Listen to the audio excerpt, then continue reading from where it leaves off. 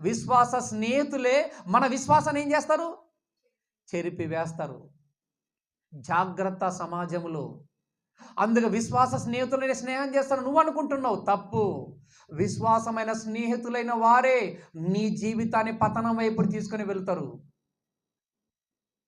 విశ్వాసం అనుకుంటున్నావు, వారు దేవుని నమ్మని అనుకుంటున్నావు, ఆ దేవుని నమ్మిన వాడే నిన్ను నాశనానికి తీసుకొని వెళ్తారు. వారికి వాక్యం తెలుసా? అందుకే స్నేహం ఎవరితో చెయ్యాలి తెలుసా? వాక్య జ్ఞానము కలిగిన వాడితోటి స్నేహం చెయ్యాలి.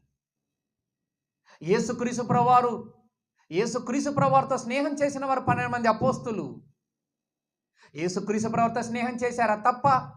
లోకములో ఎంతోమంది శాస్త్రులు, పరిసయ్యులు, సద్దుకాయులు, సుంకరులు ఎంతోమంది ఉన్నారు. యోహాను శిష్యులు కూడా ఉన్నారు. కానీ వారితో మటుకు వారు స్నేహం చేయలే.